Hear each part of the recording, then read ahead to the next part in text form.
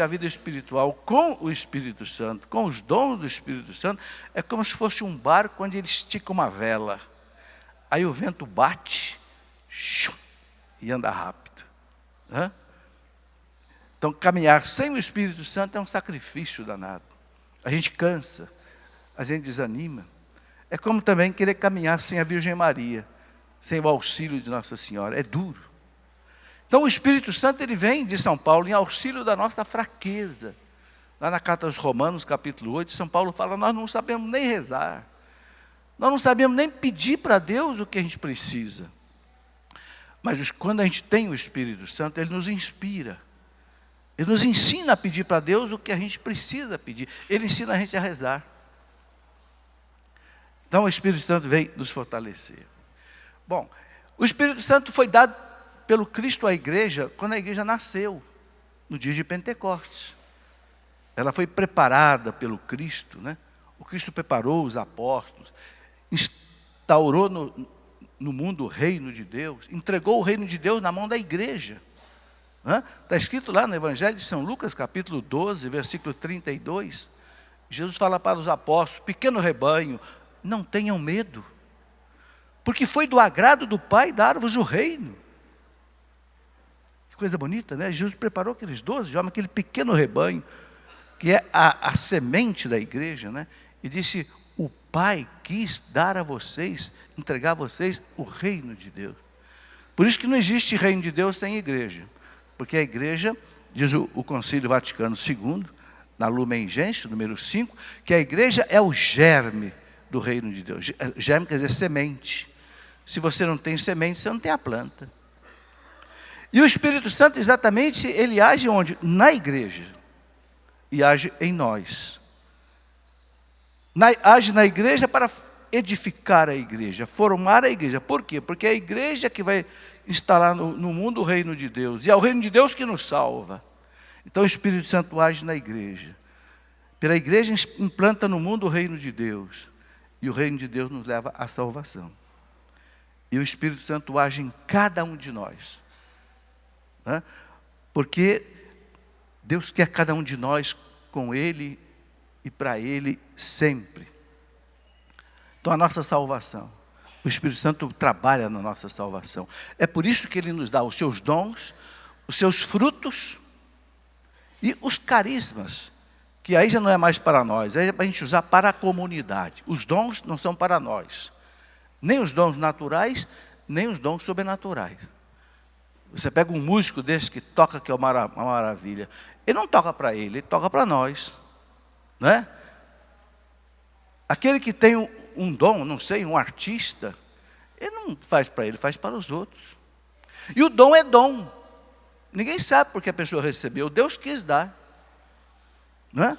O Pelé é o maior jogador do mundo que já houve. Não fez faculdade de futebol, não aprendeu a jogar bola com ninguém, aprendeu sozinho, dom. Eu conversava esses dias com o Sebastião, que o povo chama de sapo. Eu não gosto de chamar ele de sapo, não gosto de chamar ele de Sebastião. Ele tem um nome de batismo, né? O Sebastião, eu viajei com ele agora para Portugal, ele estava me contando que ele toca todos os instrumentos e nunca aprendeu música. Coisa de doido, né?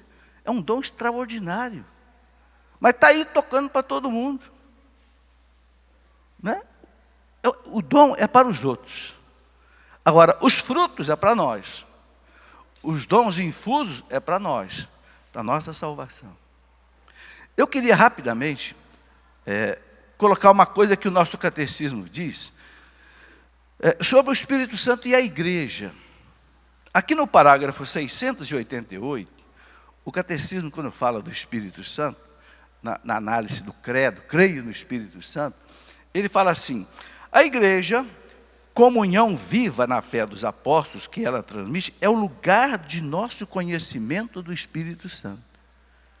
Onde é que você vai conhecer o Espírito Santo? O catecismo diz, na igreja. Por quê? Porque é lá que ele mora. Não é a igreja o templo, a instituição, o corpo de Cristo, o corpo místico de Cristo. Ele é a alma da igreja. Lembra aquela música? a nós descei divina luz. Aí, na segunda estrofe, a gente canta: vós sois a alma da igreja, vós sois a vida, sois o amor, vós sois a alma da igreja. Gente, o que é alma? Alma é vida. O que é a nossa morte? A nossa morte é quando a alma deixa o corpo. O que sobra? Um cadáver, que tem que enterrar logo, porque com 24 horas já começa a cheirar mal. Por quê? Porque a alma não está mais ali. Entenderam? Há uma carta do primeiro século da igreja, uma carta que alguém, parece que foi São Justino Mártir, que escreveu no ano 150 mais ou menos, a um cristão chamado Diogneto. Ele escreveu uma carta dizendo assim: o que os cristãos são para o mundo é aquilo que a alma é para o corpo. Olha que bonita essa frase. O que a alma é para o corpo, os cristãos são para o mundo. Ou seja, o corpo sem a alma é cadáver, é morte. O mundo sem os cristãos é morte, fede. Por isso que o mundo vai muito mal, porque falta o sal da terra e a luz do mundo, que são os cristãos no meio do mundo, na política, na economia, na arte, nas universidades.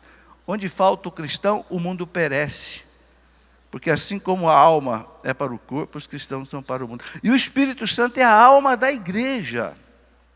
Então, sem o Espírito Santo, a igreja não tem vida. Sem o Espírito Santo, a oração é uma coisa chata. Sem o Espírito Santo, a moral católica é uma coisa escravizante, triste. Sem o Espírito Santo, a liturgia é um negócio enfadonho, ninguém aguenta. Sem o Espírito Santo, ninguém aguenta ler a Bíblia. Sem o Espírito Santo, ninguém consegue fazer nada de Deus. Mas com o Espírito Santo, diz o patriarca Atenágoras, né? Com o Espírito Santo tudo é diferente.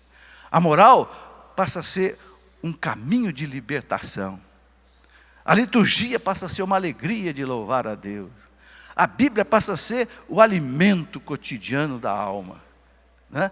Tudo renova. Naquela oração que a gente reza: vinde Espírito Santo e renovareis a face da terra. Vocês já viram a primavera, né? Sai do inverno, está tudo seco, tudo feio, daqui a pouco vem o outono, aí vem a primavera. Renova a face da terra. O Espírito Santo renova a face da terra. Então, quando o catecismo fala aqui do Espírito Santo na igreja, ele fala assim, ele coloca 8 pontos interessantes. Santo Agostinho dizia uma coisa muito interessante: quanto mais alguém ama a igreja, mais esta pessoa é cheia do Espírito Santo. É muito importante isso. Por que Santo Agostinho diz isso? Porque o Espírito Santo, ele mora na igreja. Ele é a alma da igreja. Então, quanto mais você ama a igreja, você serve a igreja, você conhece a igreja, você trabalha para a igreja, mais o Espírito Santo te enche.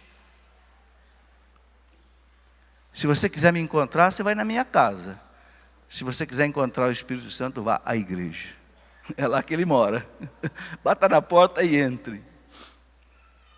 Mas não é a igreja só o templo que a gente reza, é a instituição, né? Então o catecismo diz assim, onde é que o Espírito Santo se manifesta? Primeiro, nas escrituras que ele inspirou. Foi o Espírito Santo que inspirou as escrituras, toda a Sagrada Escritura.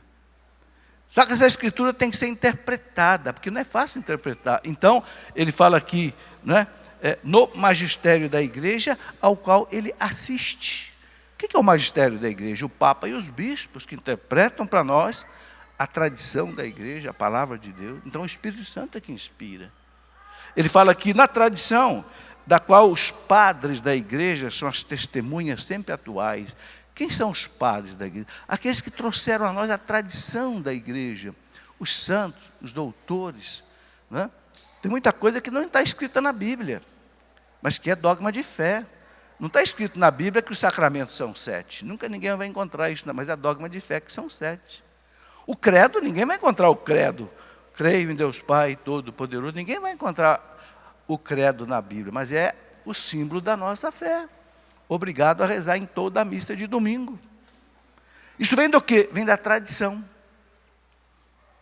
Não está na Bíblia que a gente devia fazer procissão, que a gente devia fazer bênção do Santíssimo, que a gente devia rezar o texto. Nada disso está na Bíblia. Da onde que vem? Da tradição apostólica. E quem é que trouxe isso até nós? O Espírito Santo. Então, o catecismo fala aqui, na tradição da igreja. Tradição com T maiúsculo. Que infelizmente, nossos irmãos separados abandonaram. Depois ele fala aqui, na liturgia sacramental, ou seja, na celebração dos sacramentos, por meio de suas palavras, dos seus símbolos, na qual o Espírito Santo nos coloca em comunhão com Cristo. Então, o que o Espírito Santo faz na liturgia? Ele põe a gente em comunhão com Cristo. O que é a liturgia? É a celebração dos sacramentos. Então, quando a igreja batiza alguém, o Espírito Santo faz toda aquela obra de redenção na pessoa, né? Volta a ser filho de Deus, apaga o pecado original, torna-se membro da igreja, herdeiro de novo do céu, que o pecado original fez a gente perder, não é? Mas quem é que opera nisso tudo? É o Espírito Santo. Quando o padre celebra a missa, quando ele proclama as palavras da consagração, isto é meu corpo, isto é meu sangue, quem é que transforma aquele pão no corpo de Cristo, o vinho no sangue? É o Espírito Santo. Por isso que Jesus, antes de instituir o sacramento da confissão, acho que vocês lembram bem, está lá no Evangelho de São João, capítulo 20, versículo 22, no primeiro dia em que Jesus ressuscitou, no domingo da ressurreição, ele aparece para os apóstolos que estavam lá no cenáculo, trancados, com medo, achando que eles iam morrer também, porque o Cristo já tinha sido crucificado. Jesus, no domingo da ressurreição, aparece no meio deles. Nem precisa abrir mais as portas e nem rasga as paredes. Ele entra, porque agora ele está ressuscitado. O corpo ressuscitado atravessa as paredes, sem precisar rasgar as paredes. E o que Jesus faz? Fala para eles, recebei o Espírito Santo. Soprou sobre ele, diz o evangelista São João. Fez como que um Pentecostes avançado, porque o Pentecostes não tinha acontecido ainda. Então Jesus faz como que um avant-première, como diz o francês, uma primeira apresentação. Recebei o Espírito Santo, soprou sobre eles. Porque o Espírito em hebraico é ruá, é sopro, né? Recebe o Espírito Santo. Aí Jesus então institui o sacramento da confissão. Quem vocês perdoarem os pecados estarão perdoados. A quem vocês não perdoarem os pecados, não estarão perdoados. Mas quem é que opera a absolvição? Quando o padre dá a absolvição, quem é que arranca da sua alma, pelo poder do sangue de Cristo, os teus pecados? Quem? O Espírito Santo. Entenderam? Então, por isso a igreja está dizendo aqui que o Espírito Santo opera na liturgia, ok? Por meio das palavras da liturgia, dos símbolos da liturgia, na qual o Espírito Santo nos coloca em comunhão com Cristo.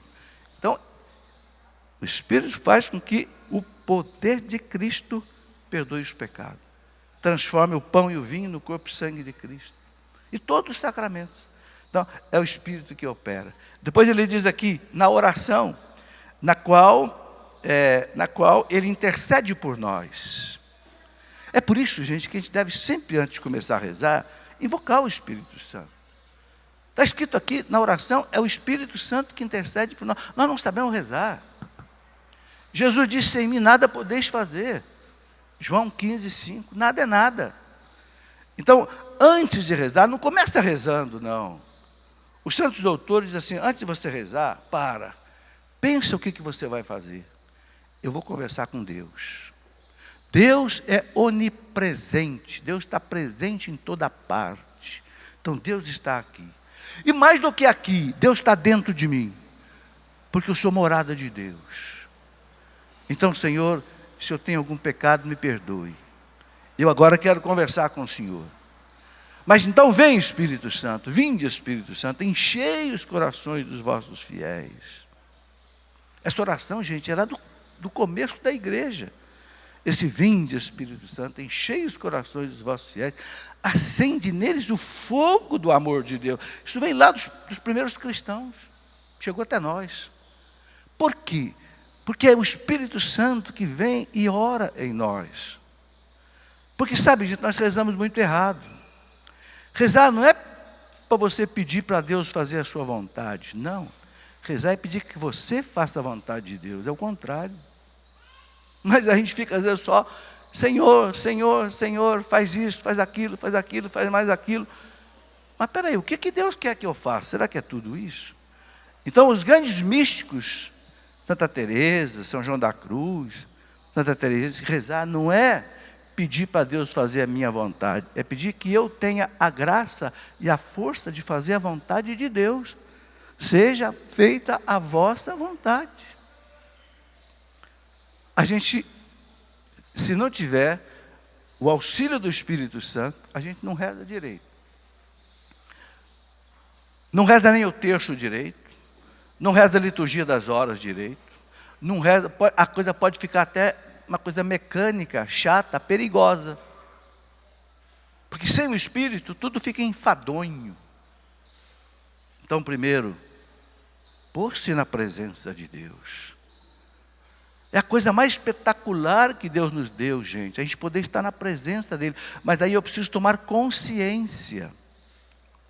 Deus pode estar em mim, mas se eu não tomar consciência disso,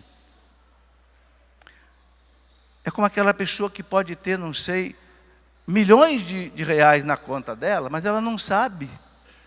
Pode morrer pobre, pode morrer até de fome, não tem consciência.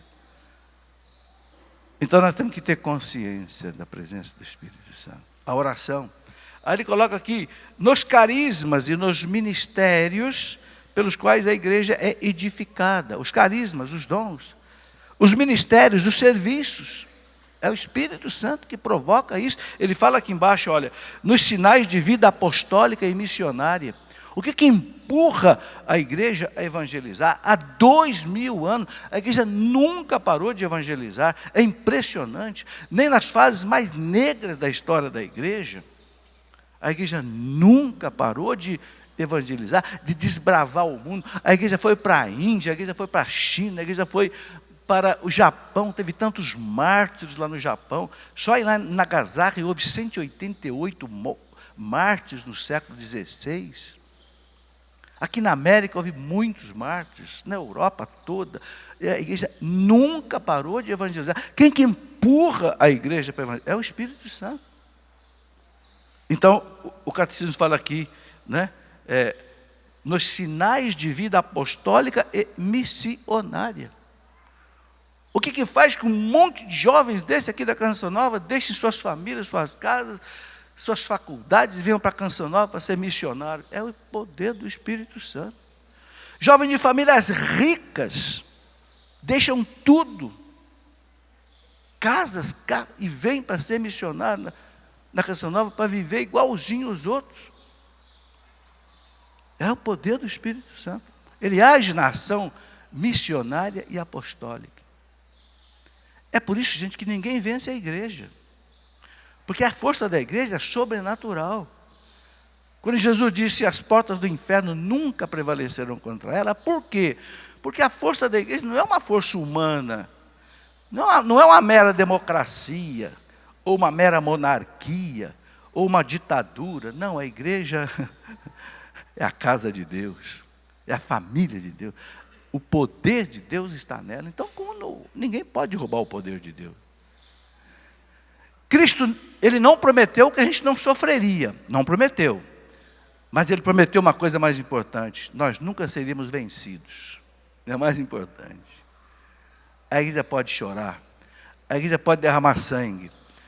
Os cristãos podem ser crucificados. Mas nunca a igreja será vencida. Isso é o mais bonito. Não é? A vitória já é nossa, a vitória já está garantida, é questão de tempo. A decretação, né, da salvação do mundo já está definida pela morte e ressurreição de Cristo. Agora é só esperar o tempo passar. Né? Depois o catecismo diz aqui também, no testemunho dos santos, no qual ele manifesta a sua santidade, e continua a obra da salvação. Gente, a vida dos santos, que coisa maravilhosa. Não tem coisa mais bonita que a vida dos santos, né? O que é a vida dos santos, meus irmãos? É simplesmente a ação do Espírito Santo. Os santos são desconcertantes. Os santos, para falar na linguagem do povo, são um show de bola. Não só os grandes santos doutores, como Santo Agostinho, São Tomás de Aquino, Santo Anselmo, né? Esses gigantes, Santo Afonso de Ligório, grandes doutores da igreja, grandes teólogos, que escreveram coisas maravilhosas, mas até aqueles santos, entre aspas, pequenos, como a Santa Teresinha do Menino Jesus, que não escreveu nada, escreveu um livrinho, a história de uma alma, porque a Madre Superior obrigou ela a escrever, senão nem isso ela não escreveria. E mais de uma punhada de cartas que ela mandava para as pessoas. Quem é que não conhece Santa Teresinha? O mundo inteiro conhece Santa Teresinha do Menino Jesus. Quando o Papa Pio X canonizou Santa Teresinha do Menino Jesus, teve um cardeal que disse assim: Santa Teresinha desentulhou o caminho do céu. Tirou os entulhos do caminho do céu. Por quê? Santa Teresinha dizia assim: eu não sou capaz de fazer as grandes penitências que os grandes santos fizeram. Eu não sou capaz de andar pelo mundo inteiro aí, evangelizando o mundo inteiro, como fez aí um São Francisco Xavier, que morreu lá nas Ilhas Moluscas da China. Mas ela dizia: mas eu sei o que eu vou fazer. Eu vou ser criança no coração de Deus. Eu vou ser pequenininha no coração de Deus. O Papa João Paulo II a transformou em doutora da igreja. Vocês sabem que doutores da igreja só são 36 santos. De mais de 20 mil santos canonizados, quando o Papa diz fulano de tal é doutor da igreja, vocês sabem o que significa a palavra doutor. Doutor é o cara que sabe, né? Mas o Papa transformou Santa Teresinha em doutora. Eu fiquei perguntando por quê. Eu entendo com São Tomás de Aquino, Santo Agostinho, né? Seja um doutor, mas Teresinha, tão pequenininha, viveu 9 anos num Carmelo, não pregou para ninguém, não escreveu nada quase. Mas veja como é que o Espírito Santo guia o Papa. O Papa disse: essa mulher abriu um caminho novo para o céu. Ela fez um doutorado espiritual. Doutorado, vocês sabem, é uma obra inédita, né? Quem já fez doutorado sabe disso. Você tem que escrever uma coisa que ninguém escreveu ainda. Teresinha abriu um caminho novo para o céu. A infância espiritual. Quem é que faz isso? O Espírito Santo. Então o catecismo fala, ele opera na santidade das pessoas. Gente, um dos grandes santos da igreja, né? Um dos maiores santos da igreja foi pequenininho. João Vianney. São João Vianney era um seminarista francês, que meio burrinho. Ele era francês, mas não conseguia aprender o latim direito. Naquela época tinha que celebrar a missa em latim, tudo era em latim. Ele não conseguia aprender a filosofia direito. Ele não conseguia falar direito. Ele colocava pedra na boca para ver se soltava a língua dele, para ver se o reitor do seminário deixava ele ser ordenado padre. Era um homenzinho amarrado, mas tinha uma coisa: era um santinho. Era uma piedade. Depois de já bastante anos no seminário, atrasado nos estudos, um dia o reitor do seminário falou para o bispo: senhor bispo, enfim, ele terminou a filosofia, a teologia, meio aos trancos e barrancos. Mas se o senhor quiser, o senhor ordena. Está aí. Agora tem uma coisa, senhor bispo, ele é um modelo de piedade. Tem um amor à Virgem Maria impressionante. É um santinho. O bispo disse: então eu vou ordenar. Eu vou ordenar, por quê? Porque se ele é isso que você está dizendo, o Espírito Santo vai agir nele, a graça de Deus vai trabalhar nele. E ordenou.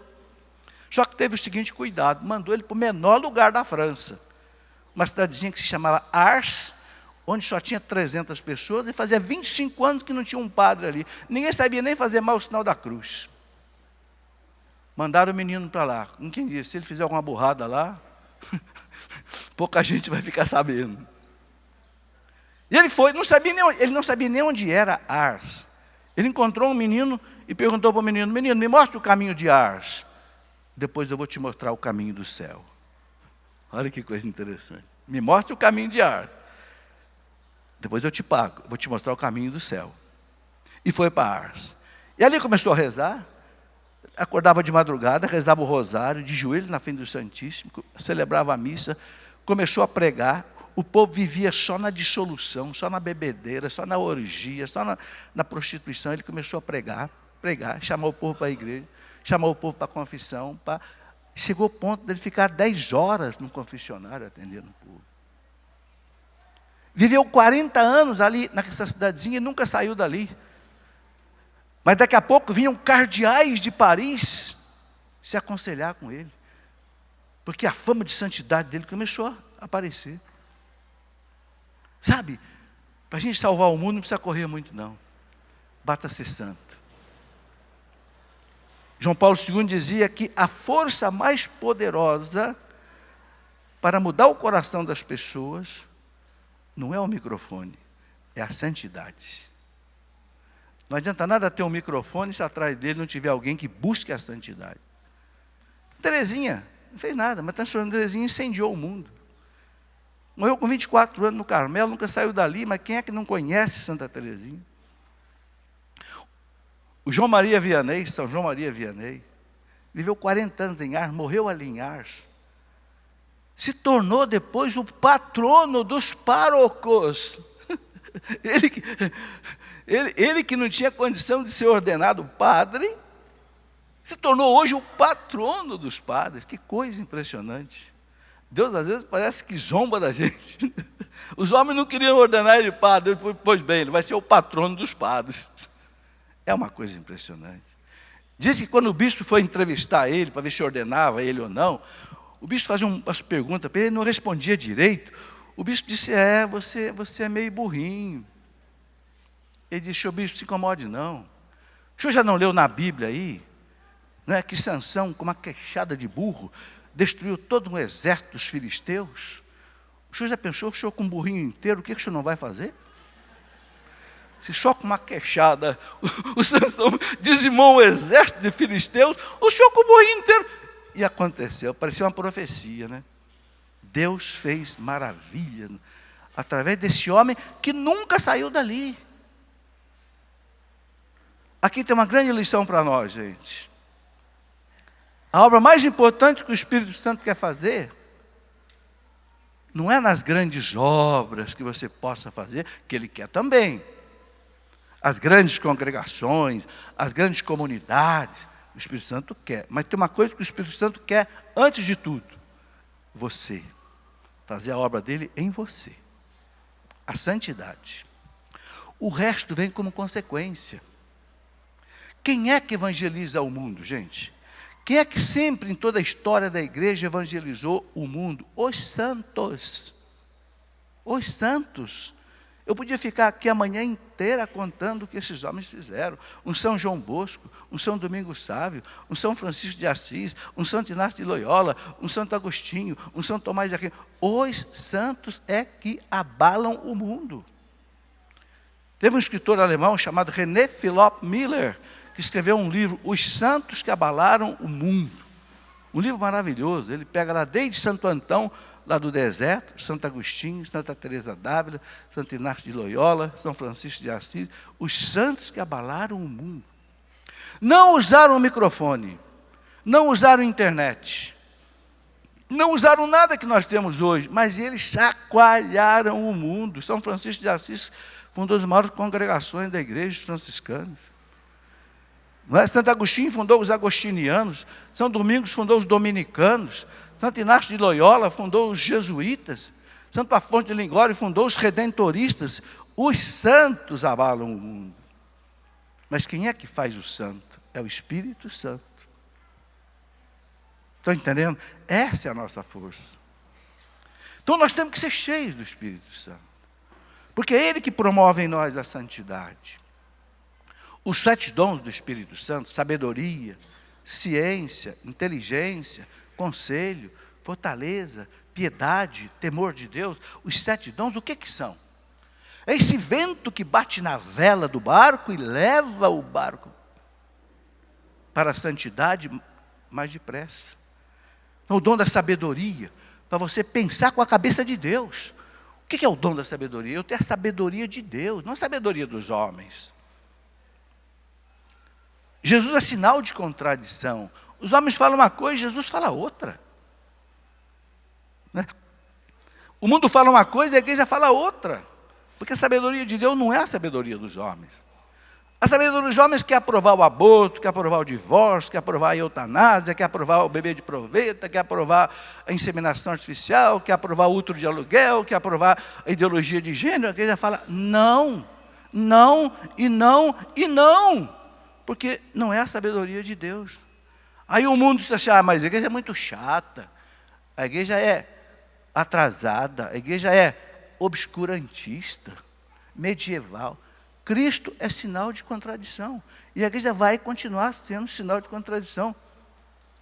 A igreja vai continuar sendo a chata para o mundo, a megera para o mundo, porque a igreja tem a sabedoria de Deus, ela não tem a sabedoria, ela não comunga. São Paulo fala lá, Romanos 12, 2, não vos conformeis com este mundo. O mundo jaz no maligno, diz São João. O Espírito Santo nos dá a sabedoria de Deus. Eu quero diferente. Eu quero a castidade. Eu quero a pureza. Eu quero a bondade. Eu quero a mansidão. Eu quero, a continência. É a sabedoria de Deus. É o dom da sabedoria. Que a criança recebe no batismo. Depois a ciência. O dom da ciência é o dom de conhecer profundamente os mistérios de Deus, o mistério da Santíssima Trindade, o mistério da Virgem Maria, imaculada, concebida sem pecado, virgem perpétua, achunta ao céu, os mistérios. Então o dom da ciência leva você a compreender as coisas misteriosas de Deus, difíceis da a mente humana compreender sem o auxílio do Espírito Santo. Então sabedoria, ciência, inteligência é o discernimento. É o dom que o Espírito Santo nos dá para saber o que é o certo e o que é o errado. Aí eu estudo a doutrina da igreja, eu estudo o catecismo, eu faço o estudo da palavra, então o Espírito Santo me dá o entendimento, ou inteligência. Ou seja, eu saber o que é o certo e o que é o errado. Depois o dom do conselho. O que é o dom do conselho? O dom do conselho é o dom da prudência. A prudência é uma coisa importantíssima. Prudência não é covardia. Meu pai dizia assim, prudência, caldo de galinha e água benta não faz mal para ninguém. Não faz mesmo, né? Água benta, caldo de galinha e prudência não faz mal para ninguém. Prudência é você decidir as coisas com calma. Primeiro você vai estudar o problema. Você vai rezar em cima do problema, aí você vai decidir. Mas uma vez decidido, você vai realizar aquilo ali. Diferente da pessoa que vai fazendo as coisas sem pensar, intempestivamente, vai fazendo sem pensar, aí depois viu que fez tudo errado. Não rezou, não pensou, não se aconselhou com quem entende do assunto. Entenderam? Por que a igreja faz tantos seminários? Não está vendo agora o Congresso Eucarístico Nacional lá em Belém? Porque os bispos do Brasil inteiro lá, porque a igreja reza, a igreja estuda, a igreja pensa, o Espírito Santo vem, mas ele não vem sem a gente fazer a nossa parte. O Papa Paulo VI dizia assim, a mediocridade ofende o Espírito Santo. O que é ser medíocre? Ser medíocre é ser relaxado, é ser displicente. Eu vou fazer uma palestra lá, na hora eu rezo, vinde Espírito Santo e está pronto. Não, senhor, você vai preparar a palestra primeiro.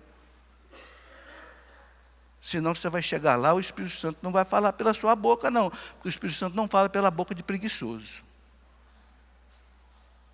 A mediocridade ofende o Espírito Santo. Por isso, meus irmãos, que a igreja estuda tanto, reza tanto. Entende? Porque o Espírito Santo não faz aquilo que é a minha parte. Senão eu viro um preguiçoso, eu viro um vagabundo. Não, o Espírito Santo faz a parte. Vocês podem pegar todos os grandes santos da igreja. Esses santos todos eles estudaram e muito. Por isso que eles nos legaram ensinamentos extraordinários. Então, os dons do Espírito, sabedoria, ciência, inteligência, o conselho é a prudência.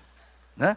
Depois ele coloca ainda, né, o dom da fortaleza. O que é o dom da fortaleza? Você não desanimar no sofrimento, na luta, na provação, na tentação, na angústia, na morte. Você não desanimar. Quem te dá essa força sobrenatural? É o Espírito Santo. Nós não temos força, gente.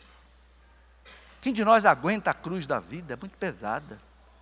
Mas com a força do Espírito Santo, com a força que a igreja coloca à nossa disposição, a palavra de Deus, a devoção à Virgem Maria, a oração, aí a gente... Então, o dom da fortaleza é o dom de você não desanimar. Jesus fala assim, haverá muita provação no mundo, haverá muita luta, mas Jesus fala, quem perseverar até o fim será salvo. Não é? Está escrito. Mas quem é que me dá essa força de perseverar? O Padre Jonas chama de, né, guerreiro ferido. O guerreiro mesmo ferido continua lutando até a morte. Quem é que dá essa força a ele? É o Divino Espírito Santo. Depois do dom, né? O dom da piedade. O que é o dom da piedade? O dom da piedade é exatamente o gosto de estar com Deus. É o gosto de fazer as coisas de Deus. Você quer saber um sinal, um efeito da pessoa que é cheia do Espírito Santo? É aquela pessoa que gosta das coisas de Deus. É o dom da piedade. Ele gosta de rezar. Ele gosta de estudar a palavra de Deus. Ele gosta de se confessar, porque o pecado incomoda, então ele vai confessar sempre. Ele vai comungar, ele vai à missa sempre. Ele medita, ele pega um bom livro, ele gosta de ler um bom livro, fazer meditação. Essa pessoa pode ter certeza, o Espírito Santo opera nela. São os efeitos da presença do Espírito Santo. Né? Então, o dom da piedade. E depois, o sétimo dom, o dom do temor de Deus. Que não quer dizer medo de Deus, de jeito nenhum. Deus é Pai. Quem é que tem medo do Pai? Ninguém tem medo do Pai. Só foi um mau pai, mas Deus é um bom Pai. Deus é o melhor de todos os pais. Deus nos ama mais do que tudo. Ninguém pode ter medo de Deus. Não é? São João fala na carta dele, o amor afasta o temor. O amor a Deus afasta o temor. Muita gente tem medo de Deus, sabe? E você sabe o que faz a gente às vezes ter medo de Deus? É o pecado original.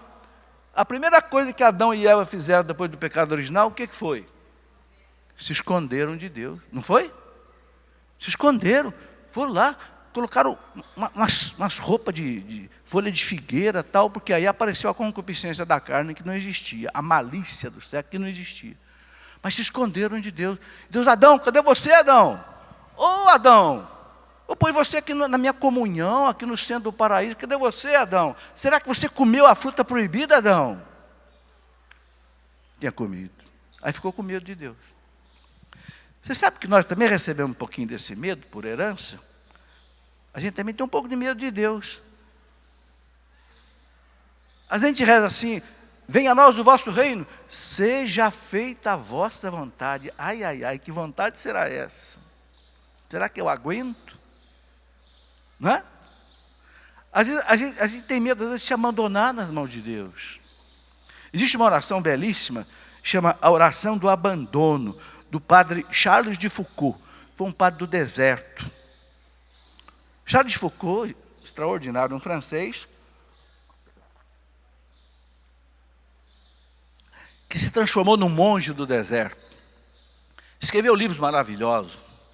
E ele escreveu uma oração, a oração do abandono. A oração dele é assim: meu Pai, abandono-me nas tuas mãos. Faça de mim o que o Senhor quiser. Eu estou pronto para tudo. E eu aceito tudo que o Senhor quiser na minha vida. Às vezes dá um arrepio, não dá? E se vier com uma doença? E se vier um não sei o quê? E se vier um não sei o quê? Aí não tem um medinho? Tem um medinho. Esse medinho vem do pecado original. A natureza enfraquecida. Não, nós temos que vencer esse medo. Então, eu me entrego nas tuas mãos, Pai. Como Maria se entregou. Eis aqui a serva do Senhor. Faça-se em mim. Maria não sabia o que ela ia passar. Ninguém sofreu tanto como a Virgem Maria. Será que alguma mãe aqui na face da terra viu seu filho ser crucificado? Coroado de espinhos? Flagelado até o sangue? Carregando uma cruz? Sendo Deus? Será que alguma mulher passou por isso na face da terra? Não. Mas ela não teve dúvida. Eis aqui a serva do Senhor. Faça-se em mim segundo a tua palavra. Mas hoje ela reina no céu. Hoje ela é a rainha do céu e da terra. Então esse abandono nas mãos de Deus, que o Pai de Fogo, é uma ação do Espírito Santo. Tirar esse certo medo que nós temos, é o dom do temor de Deus. Não é medo de Deus, é reverência a Deus. Temor de Deus no sentido de ter medo de ofender a Deus. Porque eu amo tanto a Deus que eu não quero ofender a Deus. Então eu tenho medo de ofender a Deus, porque Deus é meu Pai e é tão bom. Você gostaria de ofender seu Pai? Não. É temor do Pai, temor no sentido de não ter medo de machucar o coração do Pai. É esse o sentido. Então, dá a nós uma reverência profunda a Deus. Dá um amor ao sagrado. Dá um desejo de fazer a vontade de Deus. É o dom do temor de Deus. Então o Espírito Santo, ele traz esses dons para nós, para que o nosso barquinho no oceano não navegue com remo, navegue com o vento batendo na vela desfraldada.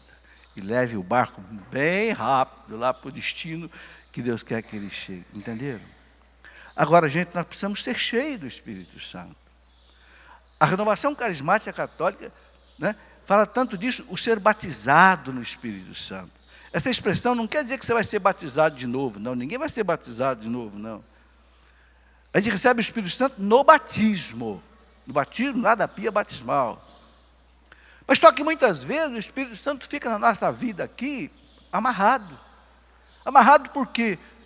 Porque a gente não reza, não trabalha para Deus, não lê a Bíblia, não comunga, não confessa, vive uma vida tíbia. O que é a tibieza? Tibieza é aquela pessoa que tem uma vida espiritual relaxada. Nem lembra de Deus.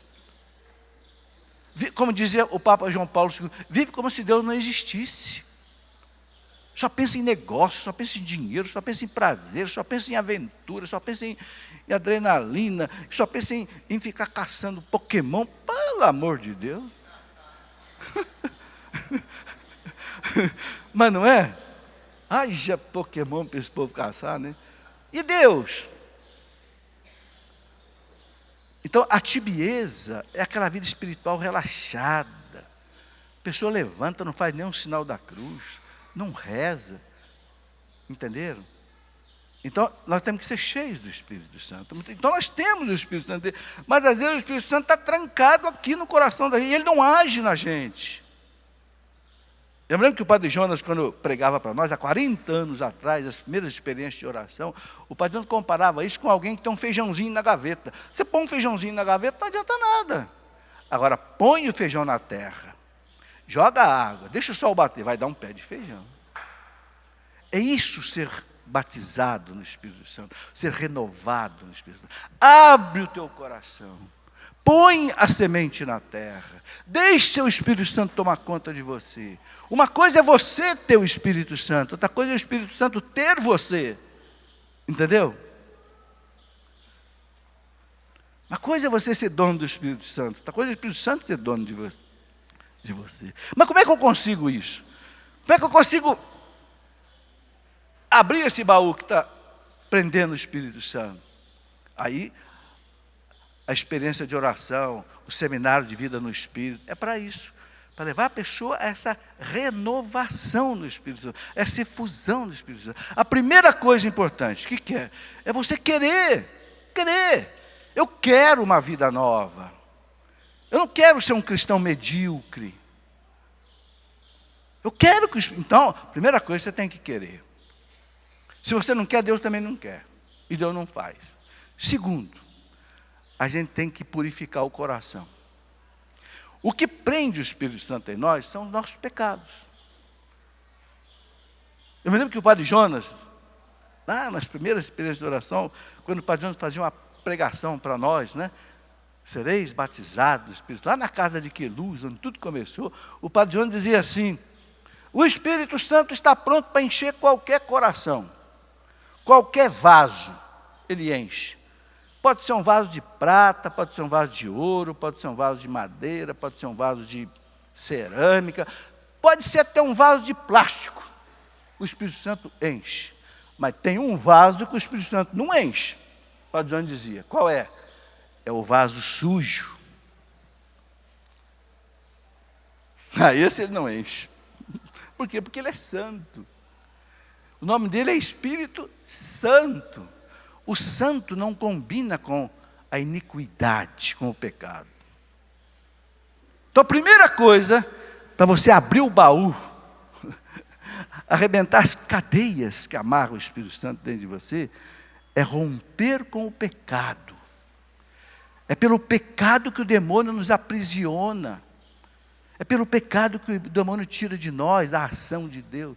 Então, para isso, existe a confissão. Opa! O Catecismo da Igreja Católica fala assim: não há pecado que a igreja não possa perdoar, desde que a pessoa esteja arrependida e queira mudar de vida. Ah, mas eu matei. E aí? O sangue de Cristo apaga isso assim só com uma gota. Ah, mas eu adulterei. Ah, mas eu fiz aborto. E daí? Você desconfia que o sangue dele é menos poderoso do que o teu pecado? Bastaria uma gota do sangue de Cristo, que é sangue de Deus, para perdoar todos os pecados do mundo. Mas ele não se conteve em derramar uma gota, não, ele derramou todo o seu sangue, para mostrar o seu amor por nós. E ele deu para os apóstolos, no dia da ressurreição, a quem vocês perdoaram os pecados, não sou eu, não, vocês, os pecados estarão perdoados. Gente, feliz de quem acredita nisso. Bem-aventurado aquele que acredita que vai diante de um sacerdote do Deus Altíssimo, e ele te diz: eu te absolvo em nome de Jesus, pelo sacramento da ordem que eu recebi, pelo ministério da igreja, eu te absolvo de todos os teus pecados. Que coisa! Não tem nada nesse mundo, gente, melhor. Eu tinha um amigo na faculdade, era um funcionário meu. Eu dizia: e aí, Celso, tudo bem? Ó, professor, falando verdade, tudo bem, tirando as dívidas e os pecados. Ele falava para mim. Eu falei: ô Celso, pecado é fácil de tirar, cara. É só você se arrepender. Vai lá, Cristo não cobra nada. Ele já pagou a dívida do seu pecado. Agora, meu amigo, você vai chorar lá no banco. Lá não tem perdão, não. Lá não tem absolvição, não. Lá você vai pagar o que você deve, mais juros e correção monetária. Estão entendendo? Olha como é que Deus é bom. A gente se arrebenta de pensar na dívida que tem com o banco, mas a gente não pensa na dívida que a gente tem com Deus. A dívida dos nossos pecados. Pecado de soberba, de orgulho, de vaidade, de egoísmo, sei lá, de autopiedade, pecado de amor próprio, exibicionismo, né? Que aparecer, como se fosse, Santa Catarina de Sena chama de o ladrão da glória de Deus, né? Acho que um dom que ele tem é dele, é Deus que te deu, a glória é de Deus, não é sua não. A glória do Sebastião, cantar, tocar maravilhosamente, não é dom dele não, é dom de Deus. Se ele se vangloriar porque ele é um grande cantor, um grande músico, ele está roubando a glória de Deus, de Santa Catarina de Sena. Não sejamos ladrões da glória de Deus. Se eu faço alguma coisa bem feito, bendito seja Deus. Deus possibilitou isso. Podia não possibilitar.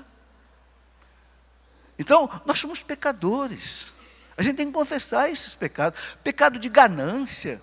Só pensa em dinheiro, só pensa em explora os outros e não paga as contas, ganância, só pensa em dinheiro, dinheiro, dinheiro e dinheiro.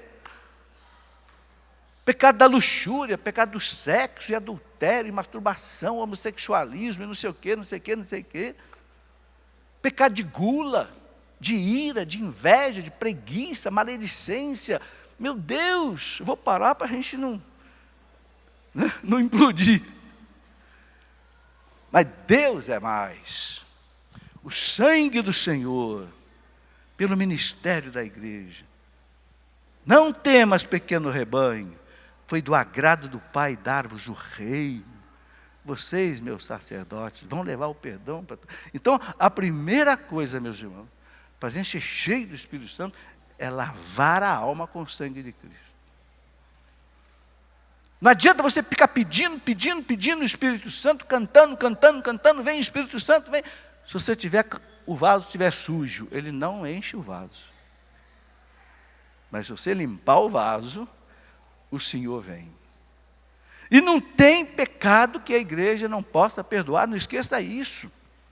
Tem gente que pensa assim, o meu pecado não tem perdão. Para com isso. Isso é pecado contra o Espírito Santo, é o pecado da desesperança. É o pior pecado que existe, a pessoa achar que ela não tem mais salvação. Aí não tem mesmo. Não. Não e não. Você pode ser o maior pecador do mundo. Você tem perdão se você renunciar ao pecado, se arrepender, pedir a Deus o perdão pelo ministério da igreja e ser absolvido. Quantos pecadores, meus irmãos, viraram santos? Quantas prostitutas viraram santas? Quantos assassinos viraram santos? Não há pecado que não possa perdoar. Então, primeiro eu quero, segundo eu me purifico, aí eu vou pedir. Aí tem que pedir. Jesus mandou pedir o Espírito Santo. Na carta, Lucas 11, capítulo 11, versículo 13, Jesus diz assim, pedi e recebereis. É uma ordem de Deus, quem não pede não recebe. Deus manda pedir, peça. Pedi e recebereis. Batei, e abrir-se-vos-á. Buscai e achareis. É uma ordem de Deus. Deus não dá a quem não pede. Peça tudo. Pai nosso, o pão nosso de cada dia nos dai hoje. Pede. Aí, Jesus diz assim, quando um filho pede pão, o pai não vai dar pedra para ele. Quando o filho pede um peixe, o pai não vai dar uma serpente para ele. Quando o filho pede um ovo, o pai não vai dar um escorpião para ele. Não. Aí Jesus fala assim, olha, se vocês que são pecadores, sabem dar coisas boas para os seus filhos, quanto mais o Pai do céu vai dar o Espírito Santo àqueles que o pedirem. É por isso que a gente pede o Espírito Santo. Então, se você quer fazer a vontade de Deus, você quer servir a Deus, você quer ser um cristão renovado no Espírito Santo, então, purifique o seu coração e peça, e agradeça. Você vai passar pela experiência de ser renovado no Espírito Santo, ser batizado no Espírito Santo. Entenderam? Mesmo que você tenha que confessar depois, você pode aqui agora fazer um arrependimento profundo, Deus já te perdoa, depois você vai buscar o perdão, vamos dizer, oficial na confissão. Mas no momento de arrependimento sincero, Deus já não perdoa. A teologia explica isso. Mas depois se é pecado grave, eu vou lá na confissão, para que Deus me dê, pelo sacramento, o perdão. Para sacramentar o perdão. Né? Muito bem. Então, meus irmãos, esta é a força que o Espírito Santo traz a nós. A gente sabe que muitas vezes na vida, Deus tem que deixar a gente passar por sofrimento, sabe? Deus não é autor do sofrimento. Nunca pense isso. Não. Mas São Paulo manda dar graças em todas as circunstâncias. Sim. Você vai dar graça, não é pelo sofrimento que você está passando. Você vai dar graça pelo bem que Deus vai tirar desse sofrimento. O sofrimento não é Deus quem manda, não. O sofrimento que manda para nós é o pecado, é o mundo. São Paulo fala na carta aos Romanos, Romanos 6, 23, o salário do pecado é a morte, é o sofrimento, não é Deus. A causa. Mas Deus é tão bom que Deus transforma o mal em matéria-prima de salvação. Ou seja, Deus sabe do mal, Deus sabe tirar o bem. Senão, de Santo Agostinho, ele não permitiria o mal entrar no mundo. Então, meus irmãos, mesmo na hora do sofrimento, da angústia, da provação, da preocupação, do problema. Entregue-se ao Espírito Santo. Vem, Espírito Santo. Eu sei que Deus tem um desígnio de salvação nessa minha dor.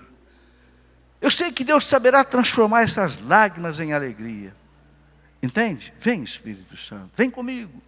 Vem pela intercessão poderosa do Imaculado Coração de Maria, a vossa amadíssima esposa. Transforma a minha vida. Amém? Vamos ficar de pé. Vamos deixar o Manuel a continuar aí a nossa conversa. Quem quer o Espírito Santo aí? Quer mesmo? Então peça. A nossa parte é pedir ao Senhor. Levanta os seus braços então, bem alto.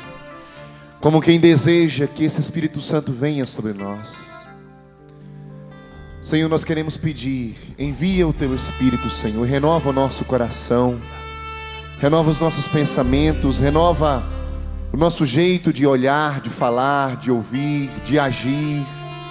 Nós queremos ser nesta hora preenchidos por Ti, Espírito Santo, pelos dons infusos, efusos, pelos frutos, os carismas.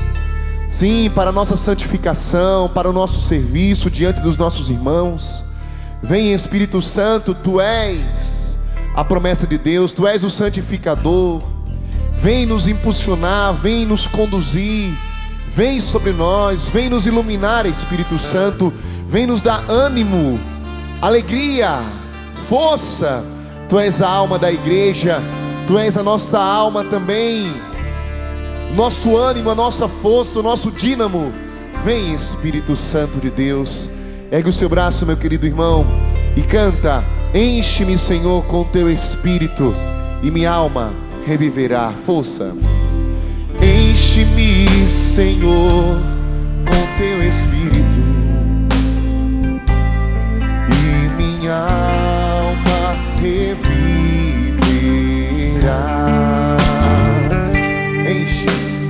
Enche-me, Senhor, com Teu Espírito, e minha alma reviverá. Pegue o seu braço e canta: para Te adorar, para Te adorar, para Te louvar. Enche-me, Senhor Jesus, para Te adorar, para Te adorar, para Te louvar. Enche-me, Senhor Jesus. Cura-me, Senhor, com Teu Espírito, e minha alma reviver.